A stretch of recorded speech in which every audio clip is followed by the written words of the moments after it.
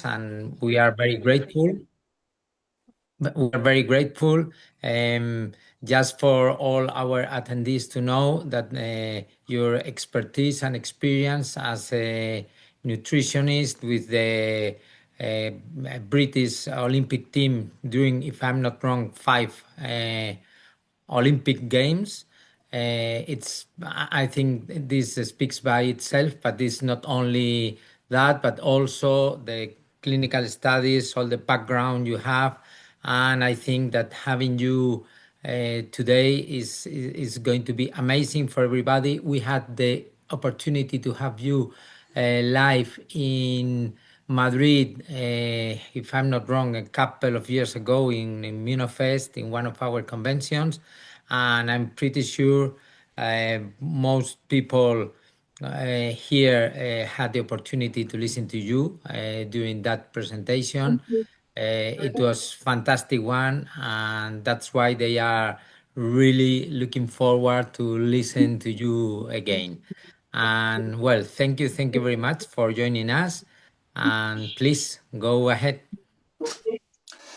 Thank you ever so much, Aurelio, for the introduction. It's nice to see you again, and it's always a pleasure for me to do these presentations and engage with the Immunotech crowd. So I'm going to turn my camera off while I do the presentation because I always find it a bit of a distraction seeing myself.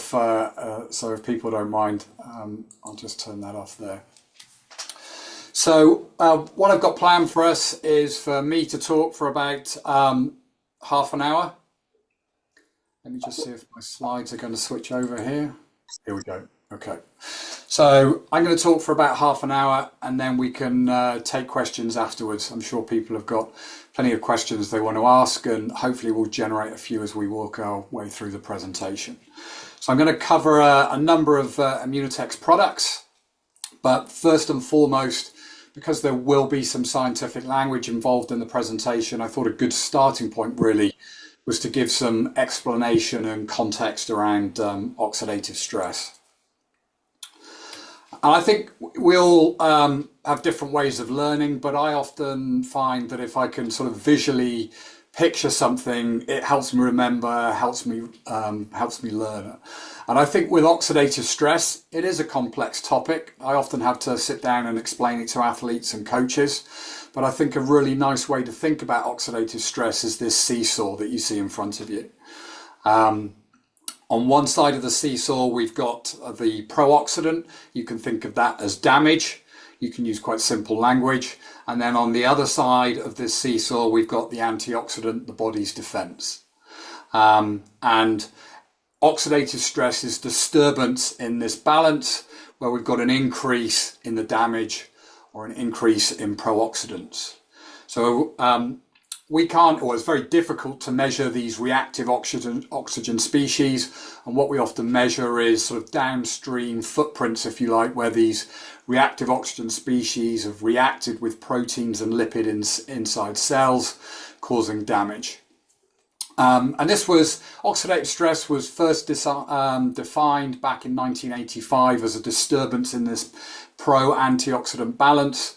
But more recently, as our understanding has increased, we recognize that these reactive oxygen and reactive nitrogen species that used to be called free radicals, but we don't use that terminology anymore, are actually not to be thought of as just detrimental. And what I mean by that is, when we have undertake a bout of exercise, there will be a burst of these reactive oxygen species, and they will drive some of the adaptations that come with exercise. So with exercise, we get a small increase in oxidative stress that will then, when we stop exercise, switches off. Now, just to build on the concept of oxidative stress and help you visualize things a little bit further, again, using the seesaw analogy, you can see we've got pro-oxidant on one side and then a whole host of different things that are capable of modifying or influencing that pro-oxidant. And then on the other side of this seesaw, we've got the antioxidant. So what drives the pro-oxidant primarily is, certainly in the context of an athlete, is training, but we can see an increase in oxidative damage with loss of sleep, certainly with illness, with injury, psychological stress, muscle damage, heat, and then of course on the antioxidant side you'll recognize a lot of things there being beneficial for health, training, good source of protein, high quality proteins, fruits and vegetables, nuts and seeds. All of these can help the body build its own antioxidant enzymes, proteins, but also things like fruits and vegetables contain antioxidant vitamins and phytonutrients. Important concept to kind of remember is the body's always looking to rebalance things, okay? So if we disturb homeostasis through a bout of exercise or we're under some other stress, be it psychological, the body's going to want to restore and get itself back to an equilibrium, to homeostasis. And this is my last slide on oxidative stress. And all I want to sort of convey here is when we're working with athletes, think of an athlete moving through the training program as this red line that you see, this curve. They go up the curve as the training programs are progressed. There's an increase in oxidative stress, but there's a nice balance between the training and the recovery, such that they adapt appropriately. They continue to see improvements in physiological function, but then there's a sweet spot where there's any more oxidative stress. In other words, if they're overloaded too much, then performance, physiological function starts to decline, and then we start to end up with problems like increased fatigue and inflammation and mitochondrial dysfunction. And what's noteworthy about chronic diseases is there's usually a lot of oxidative stress as part of the pathophysiology of chronic disease. Now, with chronic disease, the oxidative stress is persistent. It doesn't switch off. Whereas exercise, we have a bout of exercise, burst of oxidative stress, we then stop exercising, we rest, the oxidative stress resolves, that switches on a whole host of genes that code for different proteins, that helps our body adapt, and then we're fitter and stronger for the next session. I mean, that's an oversimplification, but hopefully it helps you get the concept. So let's dive into some of the products. I know of no other protein products on the market that are as extensively researched as Immunocal is. And indeed, this is how I discovered and came across Immunocal. When I was trawling through the scientific and medical literature preparing for the Olympic Games in China back in 2008, we were looking for means of optimizing athlete recovery and health where we might look to get an edge. And I stumbled across the Lands paper that was published way back in 1999, and that introduced me to Immunocal. And obviously I reached out to Immunotech and I've had a working relationship with them ever since and been using the product with athletes. But that early study by Lands showed an increase in physical performance, reduced sensations of fatigue, and importantly, we're taking the Immunocal, an increase in blood and tissue glutathione. I've highlighted some other studies here. In grey there's been a real interest in exploring the role of late that Immunocal might have in protecting against traumatic brain injury. Now, these studies are in animals at present because you wouldn't get ethical approval for causing a traumatic brain injury in a human, but because oxidative stress is part of the pathophysiology of traumatic brain injury, there's a role to be had there for Immunocal in helping protect the brain and helping recovery. I've written some papers myself around unexplained underperformance syndrome, and I've got a slide that will dive into that in a little bit more detail. So that's got some crossover and similarity to chronic fatigue syndrome. And then there's the fact that some interesting studies looking at using proteins that are rich in alpha-lactoalbumin to improve cognitive performance and mood. So just to sort of highlight and give it another light touch, you can see a figure on the right here that has a list of different amino acids, and you can see Immunocal and then compared to a sort of standard whey protein. And what we can easily see is that three particular amino acids stand out as having a much higher content. We've got leucine, which is one of the branch chain amino acids, which is crucially important for switching on protein synthesis, so starting the repair process in the muscle. We've got tryptophan, which is the precursor for serotonin, heavily involved in regulating mood. We see high levels of tryptophan in Immunocal. And then, of course, that we're probably all very familiar with and know there's cysteine and cysteine, the sulfur-rich amino acid, which is the precursor for glutathione. So the fact that Immunocal is undenatured means it has these large proteins that haven't been destroyed by heat. We've got alpha-lactoalbumin, we've got lactoferrin, we've got immunoglobulins. These are excellent for supporting the immune system and in turn increasing tissue glutathione. So I don't know about Spain, but certainly here in the UK, there is an awful lot of press about mental health. The press are always telling us here we have a public health problem with regards to mental health that simply isn't being addressed. And I think it's important to recognise and have some understanding that protein sources that are an excellent source of alpha-lactoalbumin, which Immunocal is, are able to improve mood, reduce stress hormones, raise brain serotonin in those under stress, and indeed improve cognitive performance. And athletes have to battle with a lot of stresses.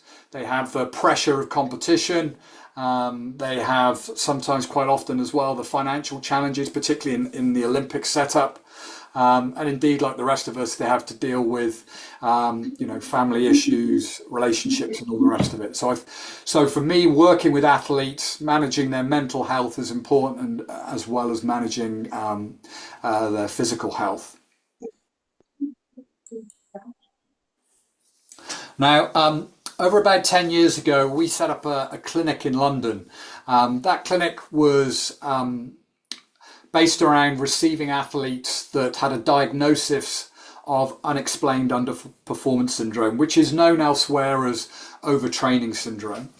We don't use overtraining syndrome in the UK because primarily with athletes, it's often not the training per se that causes the presentation. The key feature of overtraining syndrome and unexplained underperformance syndrome is debilitating fatigue. So it has a lot of similarities with chronic fatigue syndrome. So athletes are unable to undertake their normal training program. Indeed, they can be so fatigued that just performing daily activities can be a real challenge for them. And this carries, a big mental burden. So we set up this clinic where we'd have athletes referred in, they'd be screened for any medical problems to ensure that there was nothing medical going on. And then we would run a battery of physiological tests, screen their diets, go through various questionnaires, do some exercise testing, and then we would reconstruct their training programs and their diet. But a central feature of their rehabilitation program was using Immunocal. We would bring Immunocal or introduce Immunocal into their diets, and we would drastically increase the content of fruits and vegetables and nuts and seeds as well to boost that phyto content, which we know is capable of stimulating and upregulating the body's cytoprotective genes and making them more resistant to stress. Nathan, please, can you speak slowly? It's for the translation. I'm sorry. Yes. No problem. It's okay. Thank you very much. Not at all. I'm so passionate about the area. I find myself I know. Thank you. Talking too quickly. I will slow it down. So Immunocal Sport. So Immunocal Sport differs to Immunocal, and it differs because we've got different ingredients added to the product. The three different ingredients that stand out are the beetroot powder, the tart cherry extract, and L-citrulline. So tart cherry extract is an anthocyanin, so it's part of the polyphenol family. So anthocyanins are found in dark red, blue, purple berries. And there's been a lot of interest over the last 15 years studying the impact of these berries and their extracts on muscle recovery in athletes. And it's pretty clear that they help facilitate faster muscle recovery. They can reduce inflammation and reduce oxidative stress and allow the athlete to recover quicker from heavy exercise. The beetroot and the L-citrulline. So beetroot extract, as it sounds, extracted from beetroot. and L-citrulline is an amino acid. Both of these work to increase nitric oxide. What is nitric oxide? Nitric oxide is produced in the body and it causes the blood vessels to dilate. And through dilating blood vessels, you can increase blood flow and oxygen to the working muscle. So by giving somebody beetroot and L-citrulline, you can increase blood flow to working muscle, potentially reduce fatigue, increase energy, allow them to train more effectively, if you like. Now, there's some important points to note here, that this product is for healthy individuals and not those with any chronic disease. And the reason for being, and there's some complex biochemistry, and I'll try and explain it simply, but we all possess this enzyme, endothelial NOS, which stands for endothelial nitric oxide synthase. We all possess this enzyme on our blood vessels. And as I've alluded to, when we're healthy, this enzyme will produce nitric oxide through recycling citrulline. But when we have a lot of inflammation, persistent inflammation in the body, then this enzyme doesn't function properly and produces superoxide, which is a free radical or reactive oxygen species. And so with this enzyme being dysfunctional, we have more superoxide around, which is harmful. And because we've got upregulation of this iNOS, which is an inflammatory version of this enzyme, which produces nitric oxide, you've got the mix of superoxide, nitric oxide producing peroxynitrate, and peroxynitrate is very harmful to cells. Indeed, it's been implicated in causing chronic fatigue syndrome in some cases. So important that this product is only used with those that are fit and healthy, not with anyone with any chronic disease. So I'm very passionate about fish oils. We've used fish oils with athletes for a long period of time. Indeed, we started measuring fatty acids in the blood and red blood cells of athletes over 20 years ago now to try and understand what their fatty acid status is. I'm going to reference the fact that there's a number of companies, Omega Quant is a company we use that will offer this blood testing, send a kit to your house, and you can very easily test your own levels of fish oils and various other fats. So when I talk about fish oils, I'm talking about EPA and DHA. You can see them on the slide here. So these are two long-chain polyunsaturated fatty acids that are found predominantly in oily fish. And when we eat them, they're incorporated into every cell within the body. So they have a wide range of effects on our physiology. And if you don't consume fish, you will have very low levels of EPA and DHA. So about 5 years ago, myself and a few colleagues, we went through all the scientific literature over the last sort of 30 years to understand what all the studies were telling us that had been published in athletes, because we wanted to understand what the benefit truly was from giving fish oils to those that are athletic. And indeed, I will add that the benefits are there even more so in those that aren't athletic or aren't well trained, because one of the benefits of exercising regularly is that will increase levels of DHA in your own cells. So through taking a fish oil supplement, we can have a beneficial effect on mood and energy.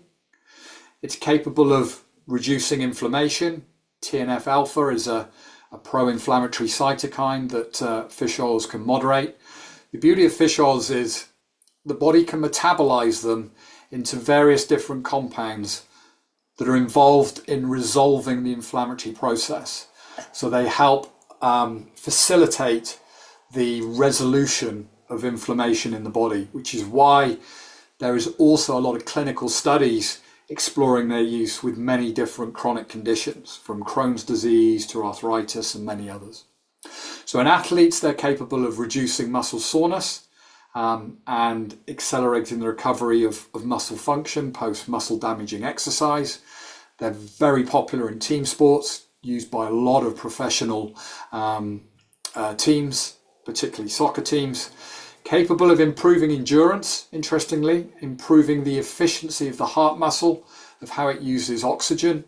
They're beneficial to cardiovascular health, and they're capable of improving memory as well. So quite a wide-ranging number of effects. So it can be quite important in some ways to have some understanding of what these fatty acid levels are in our own blood. And a simple blood test can allow us to do that. What's nice about the product from Immunotech as well is that it's very important if you're using a fish oil product that it contains an antioxidant. So they put vitamin E in there to help protect these polyunsaturated fatty acids from being oxidized, which means damaged, altered. It also contains turmeric, which itself is a potent anti-inflammatory, and coenzyme Q10, which acts as an antioxidant in the mitochondria. So a nicely formulated supplement, a very effective one. We've done quite a lot of research with vitamin D over the years, and I think my observations are that people are becoming more and more aware really of the importance of vitamin D in health. Yes, we can get vitamin D through a variety of different foods, but it's difficult to achieve sufficient vitamin D from doing that because our primary source of vitamin D is from sunlight. So in the summer months and late in the spring, our bodies are capable of synthesizing vitamin D from sunlight, from UVB on our skin. That does decline with aging, but we're still capable of synthesizing a lot when we expose our face, our arms and our legs, particularly to the sunshine. But in the winter months, even on sunny days, the sun isn't strong enough and sufficient to allow our skin to produce vitamin D.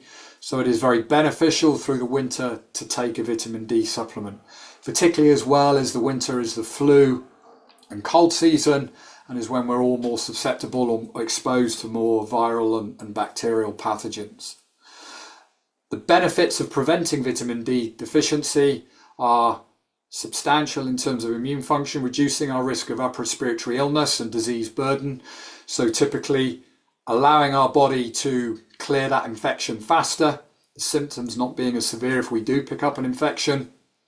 From an exercise perspective, there are lots of vitamin D genes in the muscle, so it plays a role in how the muscle remodels, repairs and adapts to exercise.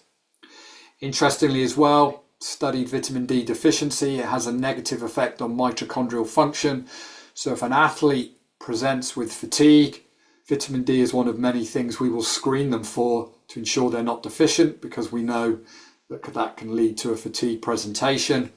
And then I think what everyone's familiar with is the fact that vitamin D is crucial for bone health, for allowing our bones to absorb calcium, remodel and have sufficient strength. The European Food Standards Authority sets 4,000 international units as the upper daily limit, so we don't want to exceed that as a daily dose. I've included one study in here briefly just because I think it's an excellent study, but it nicely captures the impact of, in this particular study, supplementing with vitamin D over a 12-month period. You can see in figure 3 here that they measure the vitamin D at several time points over the year, but the individuals taking the vitamin D supplement don't end up with vitamin D toxicity. There are no vitamin D levels over 150 nanomoles there. But what's important is they selected individuals who are prone to illness and susceptible to infections. And they were able to demonstrate and conclude that vitamin D supplementation reduces symptoms and antibiotic consumption among patients with increased frequency of respiratory tract infections. And indeed, that's our own experience working with athletes. We routinely measure their vitamin D anywhere between 2 or 4 times a year. And we will look to optimize their vitamin D levels to ensure that they are as resistant as they can be to picking up illnesses and fighting them off. Just going to take a drink.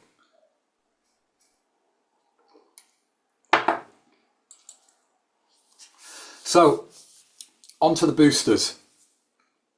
So I'm going to talk about both the Greens Immunocal Booster and the Energy Booster. Both of these contain, well, the key ingredient being sulforain, this compound that's derived from broccoli seed extract. It's important to note that these boosters are also a source of dried vegetables, fruits and herbs.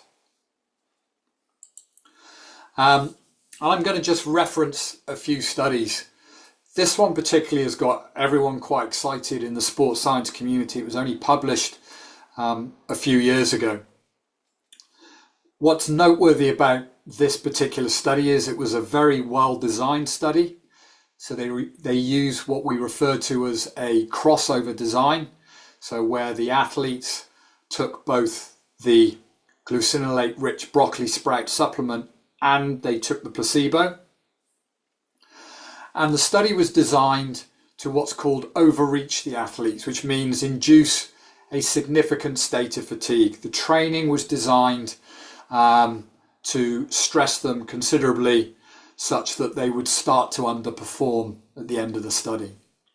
And what was noteworthy when they were taking the glucinolate rich broccoli sprouts was that the supplement reduced levels of oxidative stress.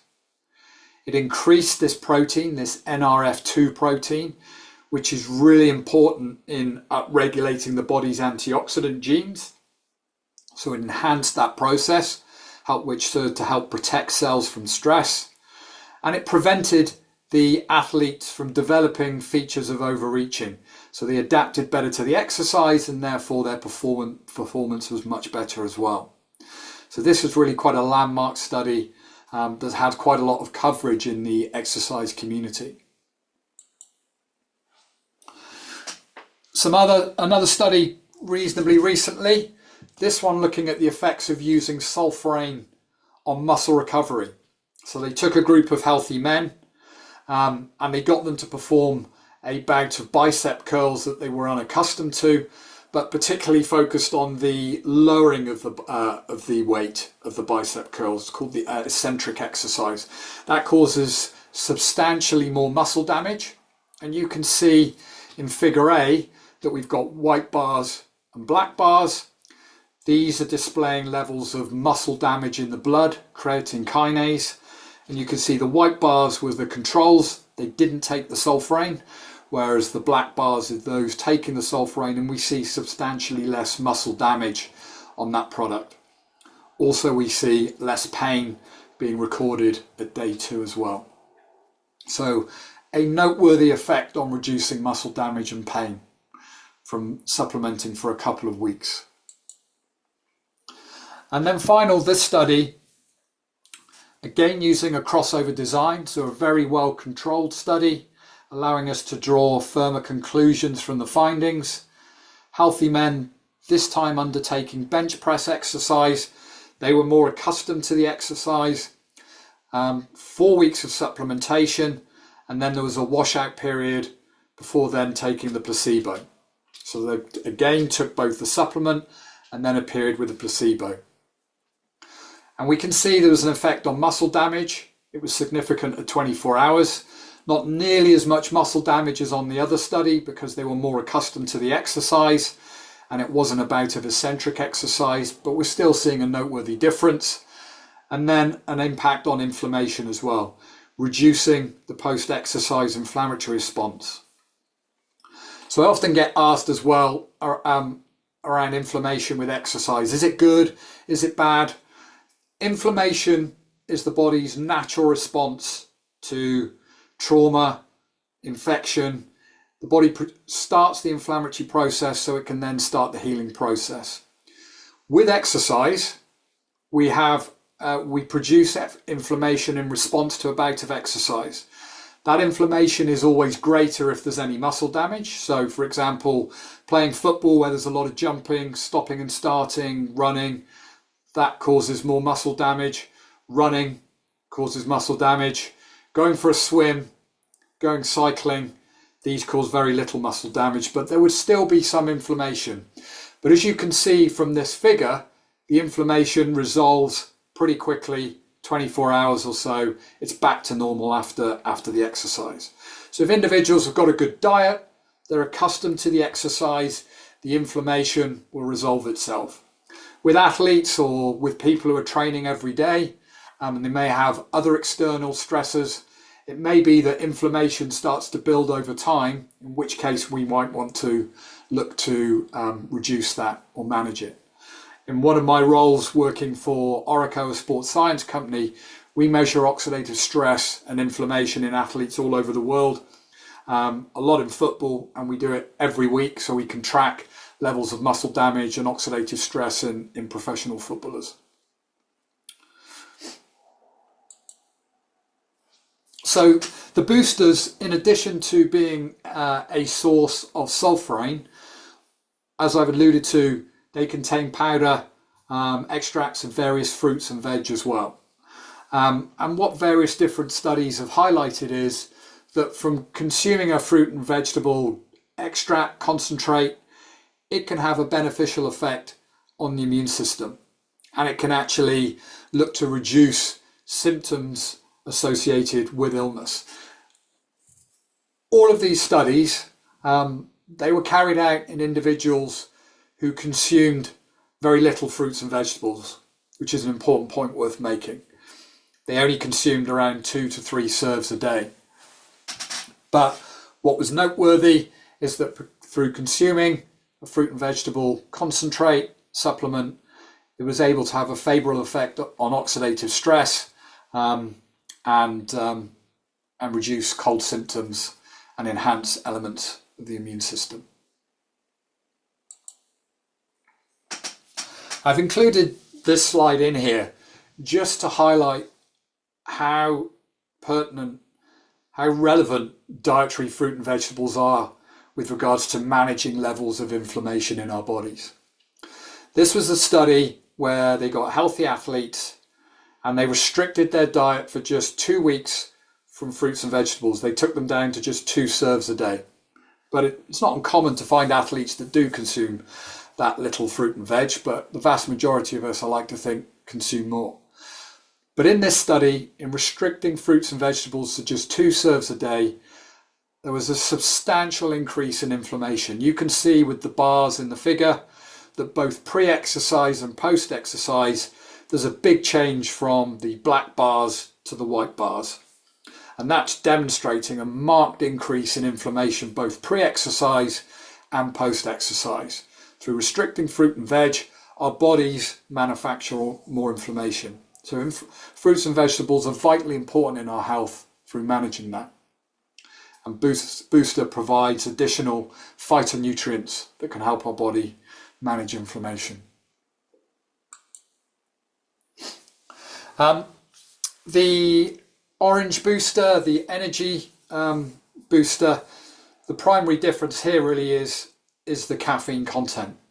So it contains caffeine derived from guarana, green coffee bean and green tea, and the caffeine content is around 150 milligrams. So that's the equivalent to sort of double strong espresso.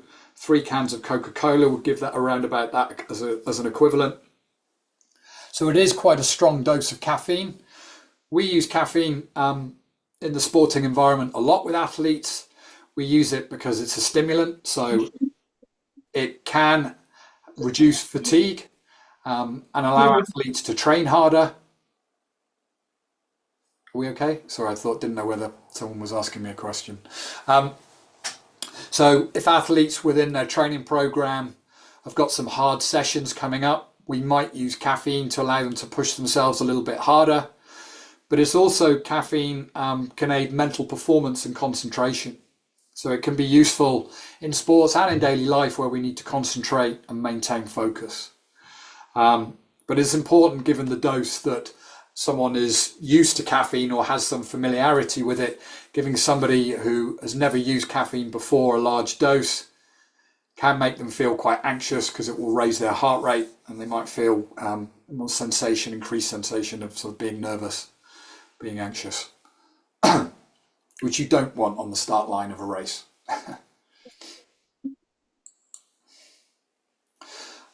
So when does it make the most sense to use the Solframe booster as a sort of part of a sports training plan? I like to sort of use it as a sort of structure it into the athlete's program. So I will have a look at when they've got periods of heavy exercise, or we know they're going to go through a heavy training block that's designed to really move on their endurance, if you like. So we will want to enhance how they adapt and recover. Or it may indeed an athlete that we know has got additional stress going on in their life, and we want to enhance how they recover and reduce the risk of them becoming excessively fatigued. Or if we know that they're at risk or illness prone, and we want to bolster their immune system through the winter months, then again, it could be a good addition to their training program to help them recover and stay healthy.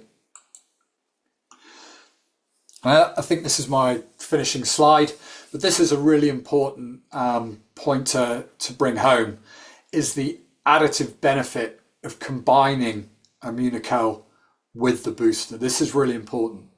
So Immunocal provides cysteine, the amino acid, that's the building blocks of glutathione, okay?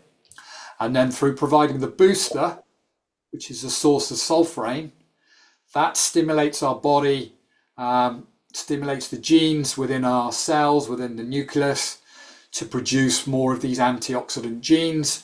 And then, of course, if we're consuming glutathione, we've got the building blocks to allow more glutathione to be produced and manufactured. So the two are designed and put together to be complementary. This NRF2 protein that sulforate activates sits in all our cells.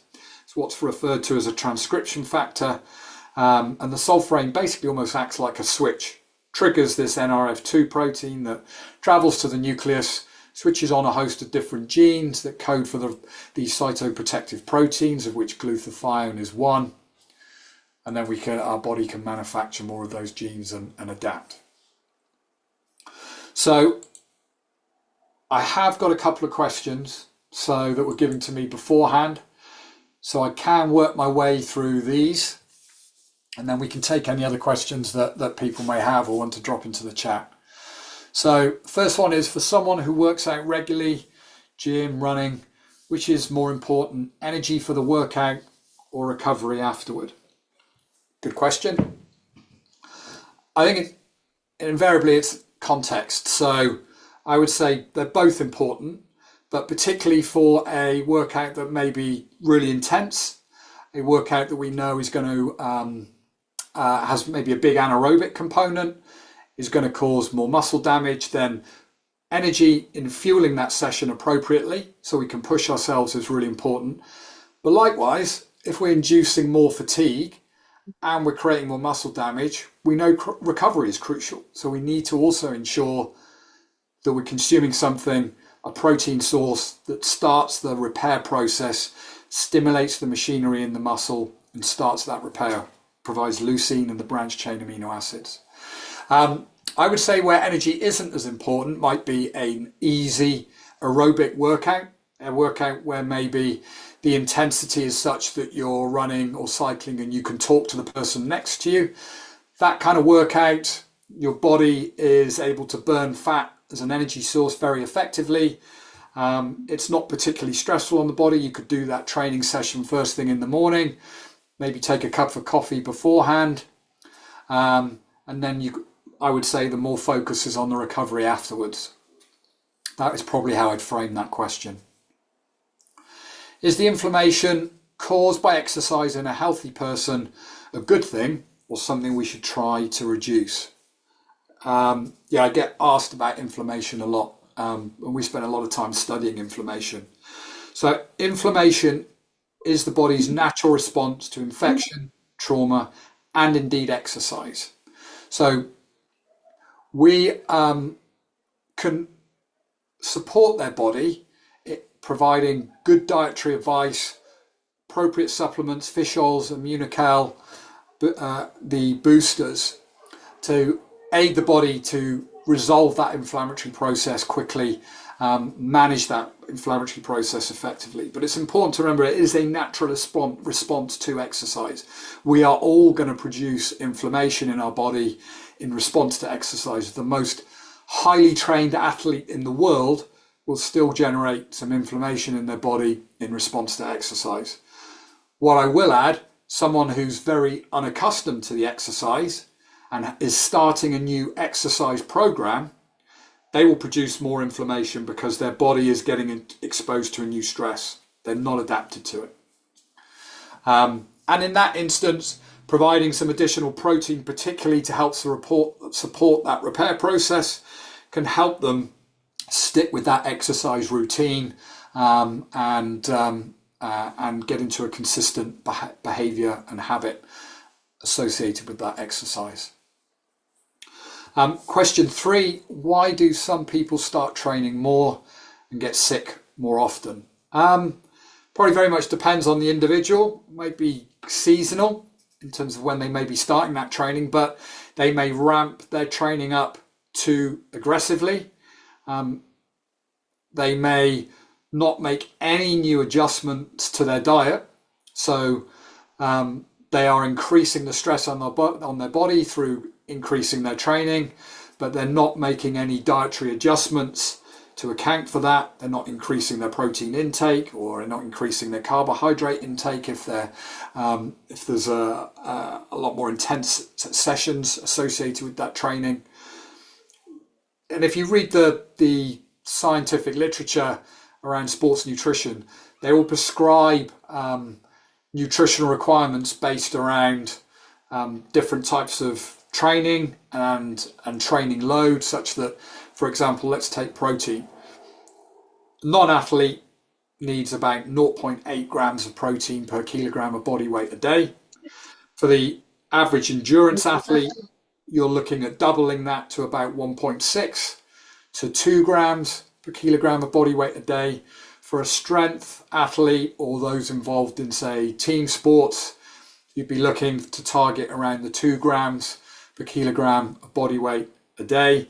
And indeed, I may well go higher if they're under a lot of training stress or in a particular heavy training period. So in my experience, when athletes get referred to me because they've become sort of inverted commas illness prone, and we classify illness prone athletes as those that get 3 or more infections a year, I will work to increase the quality of their diet, fruits, vegetables, nuts and seeds. I'll check to see what they're consuming in terms of carbohydrate and fueling, and importantly, I'll check the protein quality and content of the diet and often increase that as well. Question 4 is, for someone who trains 3 to 4 times a week, what kind of nutritional support has the most real impact on their recovery and well-being? I would say the most important things there, hopefully as I alluded to in the presentation, are fruit and veg, nuts and seeds, antioxidants, and sufficient protein. Unless you're pushing yourself really, really hard, if you're just going to the gym and you're doing it to stay, fit and healthy, giving your body a nice aerobic stimulus, bit of weight management, then the priority there really is the protein, the fruits and vegetables, the antioxidants. The energy will usually take care of itself, i.e. the exercise will stimulate your appetite a little bit and you'll accordingly eat a little bit more. But in terms of most important elements, it's the antioxidants and the proteins in my view.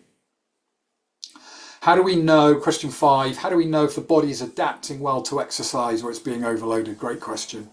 So I've spent a lot of time researching different approaches and methods to monitoring athletes in their environment, because we want to understand how they're adapting to their training program. Are they on plan or are they starting to slide? And of course, we have access to lots of different technology, but I'll start with some simple approaches. First thing you can do is you can take or measure, capture your resting, waking heart rate. So when you wake up in the morning, take your pulse. If you use an alarm to bring you out of a deep sleep, then give it a few minutes if the alarm's woken you up with a bit of a jolt. But you can take your pulse, have a look what your pulse rate is. If it's up by 8 to 10 beats in a week, you're doing too much. If it jumps up within 24 hours of 5 beats, you might like to ease off a little. But ours we'd use sort of around 8 to 10 beats over the course of a week as a bit of a benchmark. I will make the point that if you're picking up an infection, your heart rate will increase. So it can be a useful warning sign for getting ill, which in turn, if you are, you want to back off any exercise. You can track your mood and well-being. Key feature of doing too much exercise to the point of being overloaded is motivation disappears, your willingness to exercise declines. You're generally not as happy. I mean, these are the presentation that we see with athletes in our underperformance clinic. They generally are more unhappy. They've got loss of motivation. Their body feels more sore. So we would ask these questions on a regular basis with athletes when they're training, so we can capture that information. You can score if there's a training session that you do regularly that's a very consistent training session that you're well adapted to, you could score how hard that was. There's a Borg scale which you can download online, BORG scale 1 to 20, and you can use that scale to rank how hard the exercise session was, and you can use that to guide you over time if it's becoming increasingly hard to do a session that's typically quite easy for you. That's a bit of a red flag. So hopefully there's some useful knowledge. I mean, we measure biomarkers. That's what we do at Orico. So we track a whole host of different biomarkers in the athlete's blood, so we can really be much more objective. But there's a lot of interest in using things like Whoop and different and Aura. So these are rings that will track heart rate. They'll look at heart rate variability, and the technology there is getting quite better at understanding how we respond to stress. They can be quite useful as well. So, gosh, I've talked longer than I thought I would do. That's 50 minutes. So, well, hopefully I've answered a lot of questions, and it's been useful. More than happy to take more questions if people have any and want to send in any. Yeah. I'm just going to have a drink. Yes. Thank you so much, Nathan. A fantastic and very useful presentation. It's been a pleasure having you here, and I take note the questions. Maybe I can share the question with you. Yep. Okay, and then take the answer to the consultants. Yes. Okay. So you'll ask me the question, I'll answer it to you, and then you'll in turn give the response in Spanish. Sounds good. Perfecto. Chicos, voy a anotar las preguntas que hay ahí en el chat y luego se las paso al doctor para que pueda él responderlas y así tenemos las preguntas, porque ya son las 8 menos 10 y yo creo que ya para Nathan ya ha sido suficiente. ¿De acuerdo? Así que thank you so much, Nathan, again. Was a pleasure, this session. No problem. Okay, so see you soon. Okay? See you soon. Okay. Bye-bye. Okay. Bye. Cheerio. Thank you. Gracias, Bye, chicos. everyone. Gracias, Marco, el Thank you intérprete. so much. Muchas gracias por Very la much. sesión. Thank you. Thanks a million. Thank you. Bye. Thank you very much, Thank you so everyone. much. Thank you. Chao. Cheerio, Thank you. everyone. Bye. Bye-bye. Thank you. Gracias. Gracias. Thank you so much.